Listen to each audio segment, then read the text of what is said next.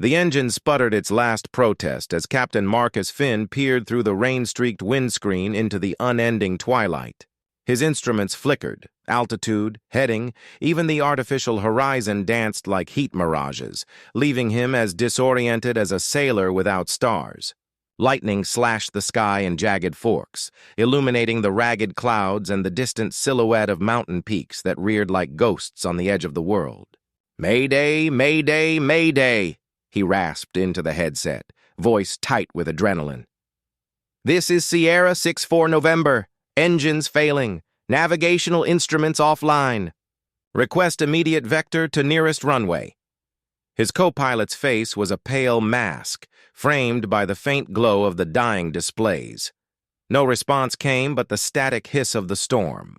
Below, a chasm of cloud swallowed what little light remained, and Marcus felt his heart thud against his ribs as he wrestled for control of the crippled turboprop.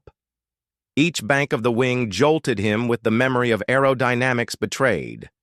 He rested the yoke back level, wings trembling on the verge of stalling, and watched the altimeter spin backward like a carnival wheel gone mad. In that desperate moment, when night and storm conspired to swallow them whole, Marcus remembered the flight plan's final waypoint, an unlit grass strip nestled at the foot of a jagged ridge. He keyed the mic again, breath caught in ice. "Sierra 64 November to ATC. Do you read?" Silence answered, a void more terrifying than any gale. The storm's roar pressed against the windows, drowning hope. Marcus exhaled, vision narrowing. That's when he saw it. A dark shape, wings spread in regal sweep, cutting through the turbulent sky just beyond the windshield wiper's arc. A hawk, huge and commanding, glided on the turbulence, each beat of its strong wings a silent command. "Follow me." In that instant, with thunder rattling the fuselage, Marcus's fear coalesced into a single resolute thought. He would trust this wild stranger. He nudged the throttles, coaxed the dying engines into a sputter of life, and banked hard to align with the Hawk's dark silhouette. Ahead, beyond the storm, lay the thin line between disaster and salvation, charted not by instruments, but by the keen eye of the bird that had come to guide him through the night. The wind tore at the fuselage like a living thing, buffeting Sierra. 6-4 November in a fury of sleet and black cloud. Inside the cockpit, every gauge twitched and died. The altimeter swung wildly, the compass spun against its stops, and the artificial horizon rolled into a yawning black void. Marcus felt the cabin shudder as he fought to keep wings level, fingertips white on the yoke. Outside, lightning cracked the sky in blinding arcs, each flash revealing only more endless gray. Rain lashed the windshield, rendering the wipers futile. Marcus could no longer see the wingtip, much less any terrain below. The storm's roar filled his ears, the drone of the engines eclipsed by gale and rain. His co-pilot's voice trembled in Marcus's headset. "We're in the soup! Instruments aren't responding!" Marcus swallowed, voice tight. "I've got attitude, think I'm level, but I can't trust the panel." With only the shimmy of turbulence to guide him, he eased the throttle back to idle, coaxing the blades to maintain thrust without stalling. Every correction risked spinning into a graveyard spiral. He monitored engine RPM by ear, heart synced to the chattering turbines, praying they'd hold together. The storm's turbulence became a wild beast beneath their wings, tossing the turboprop up and down in bone-jarring jolts. Marcus leaned forward, eyes straining for any hint beyond the cockpit's fractured glass. There was nothing but the storm's heaving breath, and a hope that somewhere ahead, hidden in the blackness, lay the faint glow of a runway. In that disorienting maelstrom, when the world had become a blur of wind and water, the only constant was the unwavering faith Marcus felt in the silhouette that had appeared. A single hawk, cutting through the chaos, its dark outline a promise that a path through the storm still existed. With instruments dead and night choking the sky, Marcus resolved to follow that winged guide into the unknown. Hector burst into view like a phantom, wings beating with effortless power as he cut through the rain-swept darkness. In that heartbeat of silver strobe from lightning, Marcus caught sight of the hawk's sharp silhouette etched against the roiling clouds. Primary feathers splayed, tail fanned for perfect control. The bird banked left, riding a gust like a silent captain, then leveled out in Marcus's line of sight. "Look!" Marcus rasped, pointing toward the windshield. Through a gap in the storm, he could just make out Hector's keen eyes reflecting the dim instrument lights. The hawk glided ahead, talons tucked, and Marcus instinctively nudged the yoke, aligning the turboprop with the bird's dark figure. Hector responded, adjusting his altitude by a handful of wing beats, dipping and rising to show the safest glide path through the turbulence. Each movement was precise, a masterclass in riding invisible currents. Below, Marcus glimpsed the jagged ridge's dark profile. Precisely where Hector arced, the peaks dipped, marking a hidden valley that avoided the worst updrafts. The hawk's wings painted an aerial road map across the storm. Inside the cockpit, Marcus's fear crystallized into focus. Every time lightning cracked, he recentered the aircraft on Hector's path, throttle steady, eyes flicking between the hawk and his fading horizon. His co-pilot murmured, "He's leading us. I see the ridgeline." As Hector soared just beyond the cockpit glass, Marcus noted the bird's deliberate pauses. Each time the hawk stalled in midair, water droplets trailing its feathers, signaling a moment to level off and reduce bank. Despite the storm's howl, a strange calm settled over the cockpit. In the presence of Hector's unwavering flight, instruments seemed less vital. The hawk's body spoke the language of wind and gravity, showing the crew how to ride the storm instead of fighting it. Marcus followed every subtle adjustment, banking left when Hector's wings dipped, easing back when the bird lifted into smoother air. By the time Sierra 6-4 November emerged from the storm's dark heart, the wings of the hawk had guided them beneath the worst of the clouds. Marcus's knuckles, white from grip, relaxed for the first time in what felt like an eternity. Through the final flash of lightning, he saw Hector hovering above a break in the peaks, an open corridor leading toward the faint lights of the runway ahead. With a single nod to his co-pilot, Marcus whispered, "Thank you, friend," and together, they followed the hawk silhouette toward safety. Pushing through the thinning veil of storm clouds, Hector guided Sierra 6-4 November toward a corridor between two jagged mountain ridges. The peaks rose like dark sentinels against the pale night sky, their snow-capped summits lost in swirling mist. Below, the valley floor dropped sharply, dotted with geologic spires and frozen lakes that gleamed like shards of glass in the intermittent lightning. Marcus leaned forward, eyes fixed on Hector's silhouette drifting just ahead of the left wing strut. Each time the hawk banked toward one ridge, Marcus followed, skimming the airflow that curled around the mountain's lee side, avoiding the violent updrafts that could send the turboprop into a fatal roll. Hector's wings cut the air in a slow, deliberate arc, showing Marcus exactly where the currents were smoothest. As they threaded the natural funnel, a sudden downdraft struck, ice-cold air smashing the fuselage with the force of a battering ram. The altimeter quivered, and the artificial horizon flickered, threatening to roll. Marcus's heart seized.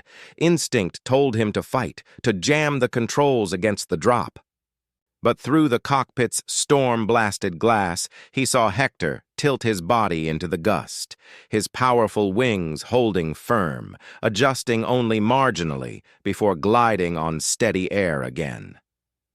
Trusting the hawk, Marcus relaxed his grip, easing back pressure on the yoke to let the plane ride the downdraft. The stall warning's insistent beep faded as the aircraft leveled, mirroring Hector's graceful steadiness. Below them, the narrow valley widened and the broken lights of a distant hamlet winked through the night. At the valley's mouth, Hector swooped low over the scattered glow of runway beacons, each flash reflecting off wet tarmac. He circled once, wings beating in slow, confident strokes, then ascended slightly, tilting his head toward the approach path. Marcus matched the Hawk's angle, lowering the gear with a soft thunk and adjusting flaps to the landing configuration. In that moment, as the runway lights spread out beneath them and the valley's roar receded, Hector became both guide and herald, leading the lost aircraft through perilous turns at dusk and into the promise of safe ground. With the Hawk's winged guidance, Captain Finn had navigated the razor-thin ridge passes and now readied for the final descent, his faith in this wild instructor unshakable. ChatGPT Skazal. Captain Finn eased the throttles to idle as the valley's runway lights grew brighter below, their stark white beams slicing through the lingering mist like guiding stars. Hector glided ahead of the left wingtip, just above the runway threshold, wings held in a gentle dihedral that signaled steady. Finn matched the Hawk's descent angle, allowing the turboprop to settle into the glide slope without herky-jerky corrections. Lightning's residual flicker revealed Hector flashing his tail fanned wide, an unmistakable cue to center the aircraft over the runway's midpoint. Finn adjusted the yoke ever so slightly to the right, aligning the plane's fuselage with the brighter beacon line. Behind him, the co-pilot's steady hand monitored the approach path on the diminished, but still flickering, instrumentation. Each time Hector's wing dipped toward the runway edge lights, Finn corrected, banking left, then right, mirroring the Hawk's precise aerial ballet. As they closed in, crosswinds teased the wings, but Hector angled into the gust, lifting one wingtip and tilting his torso to maintain a straight flight path. Finn felt the aircraft lean and resisted the instinct to overcorrect. Instead, he let the Hawk's subtle adjustments guide his control inputs. The undercarriage thumped as the tires kissed the tarmac, and the prop wash kicked up wisps of runway spray in their wake. Hector soared low alongside the landing gear doors, staying just clear of the spinning props, his sharp gaze never leaving Finn's cockpit. When the plane's nose wheel touched down, Finn applied gentle reverse thrust, and Hector banked upward, giving one last rapid tail flick that meant, "You've made it."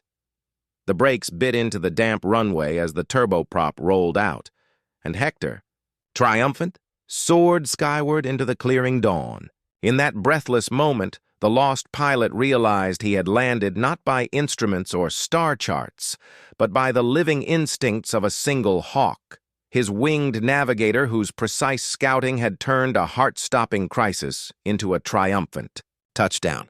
The wind had eased to a whisper by the time Sierra 6-4 November cleared the last ridge, but the runways before them still lay cloaked in the storm's aftermath, slick with rain, strewn with debris, and faintly illuminated by the dull glow of compromised floodlights. Hector swept low over the tarmac, his keen eyes scanning every inch of the strip. His wings beat in slow, deliberate strokes, each downbeat pressing a quiet command into the pilot's heart. "This is your path." Marcus watched the Hawk's every movement, trusting the bird's unerring instinct more than his own flickering instruments. As Hector passed the runway's midpoint, he banked sharply over a patch of mud where a blown-out light lay submerged, then glided past a section of runway edge that had been washed out by runoff. Marcus mirrored the bird's slight yaw, letting the plane drift ever so subtly to the left, keeping the nose wheel aimed at the firm, well-lit center line. Hector then descended to a few feet above the ground, his wingtips nearly brushing the wet paint of the touchdown zone marker. In that silence between engine beats, Marcus could almost hear the rasp of the Hawk's feathers against the humid air.